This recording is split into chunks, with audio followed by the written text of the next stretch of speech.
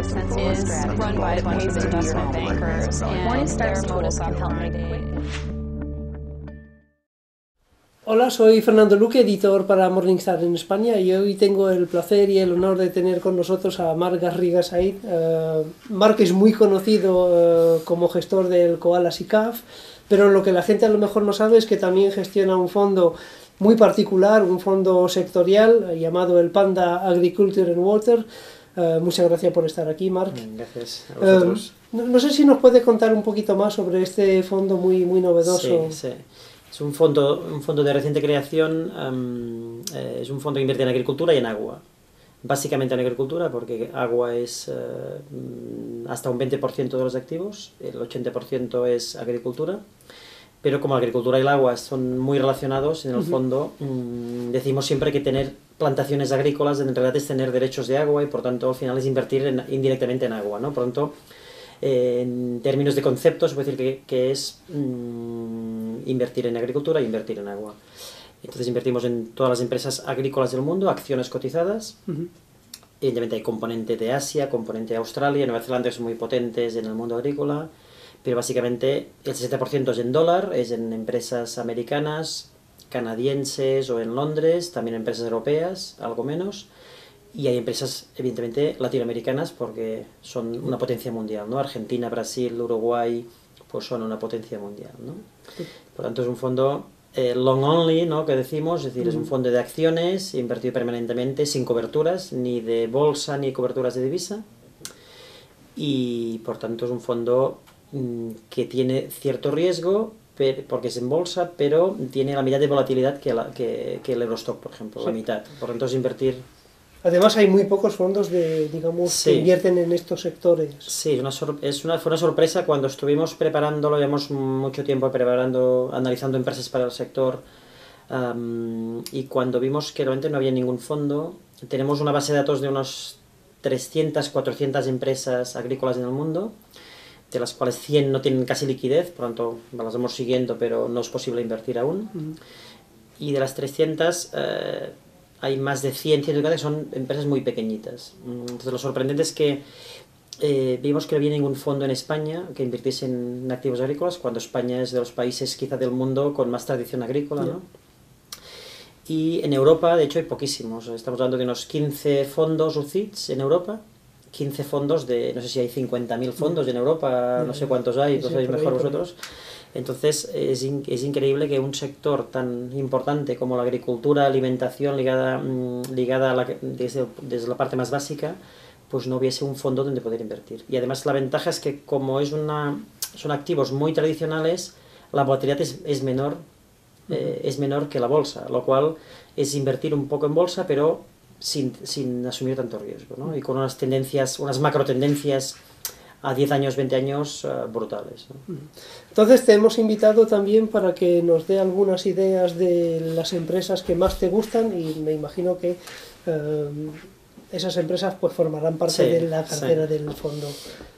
Sí, vamos a ver, es curioso, el mundo agrícola normalmente los gestores, incluso la gente profesional, normalmente conoce poco.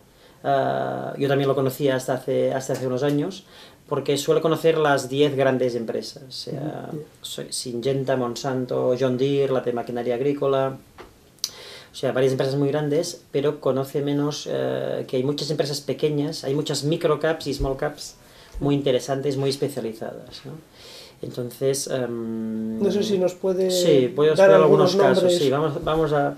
Por ejemplo, una empresa que es poco conocida y está en el top 5 de la cartera es Lindsay Corporation. Lindsay Corporation, aunque por el nombre no lo conoce prácticamente nadie, la mayoría de españoles cuando van por la península ibérica pues lo pueden ver en los pivots de riego de todos los campos, que es la marca Thinmatic. Pues todos estos pivots con ruedas que hacen el riego en todos los campos agrícolas, la mayoría de los que existen aquí son de Lindsay. Lindsay Corporation, junto con Valmont Industries, tiene el 75% de todos los riegos por aspersión del mundo agrícolas. el 40% es Valmont y el 33% es Lindsay. Es casi un duopolio. Exactamente, es un duopolio.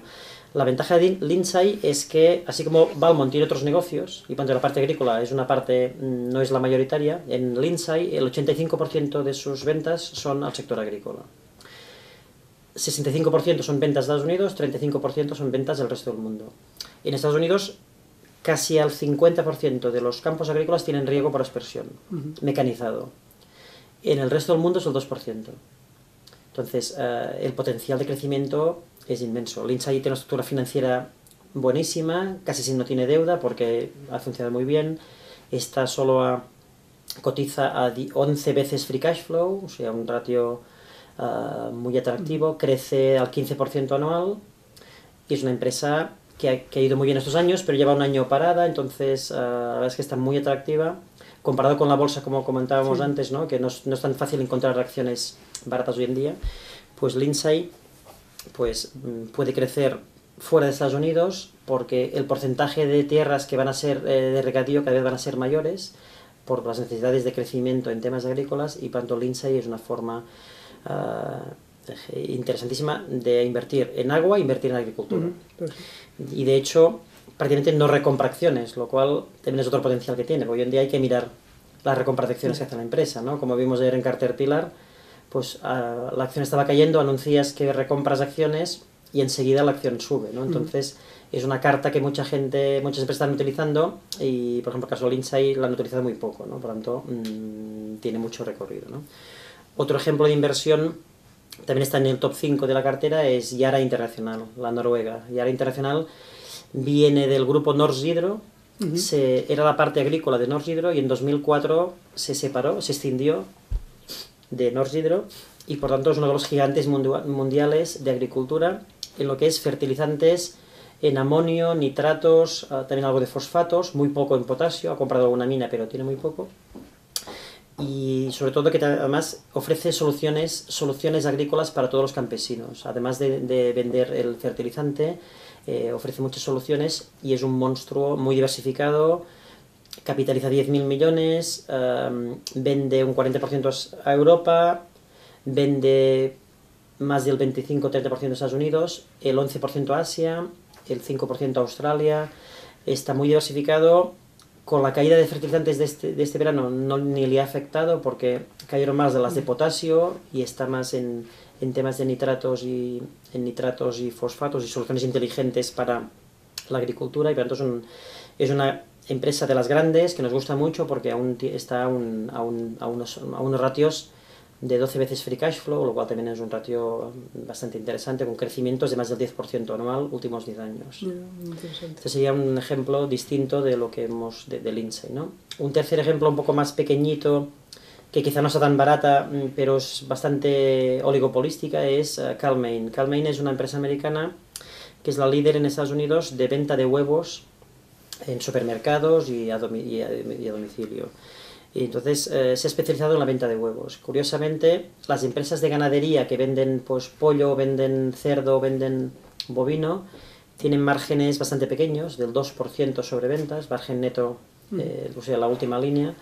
En cambio, Cal-Maine, vendiendo solo huevos, tiene un margen entre 2 y 3 veces mayor que las de ganadería. ¿Y cómo lo consigue? Pues la verdad es que supongo especializándose, han ido comprando competidores pequeños y la verdad es que ha ido muy bien en bolsa estos últimos 10 años y tiene una posición muy fuerte. Como está en todos los supermercados, no es tan fácil para un gran supermercado conseguir que una sola marca te pueda proveer en toda una zona de Estados Unidos, ¿no? No alcanza todos los Estados Unidos, pero prácticamente toda la mitad oeste pues suministra, ¿no? Entonces, claro, las compañías de supermercados no es tan fácil encontrar proveedores para toda su cadena y que le puedan traer cada día millones y millones de productos alimentarios, ¿no? Entonces Cal-Maine tiene una seguridad financiera buenísima, con buen crecimiento, casi sin deuda, está un poco más cara que las que hemos hablado antes, está 20-30 veces free cash flow,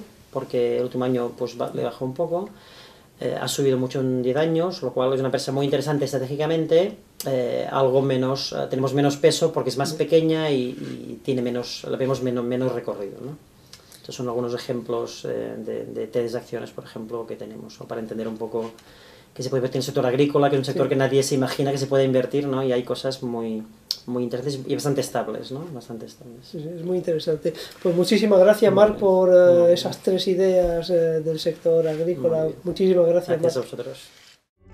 Is run by amazing investment bankers, and their modus operandi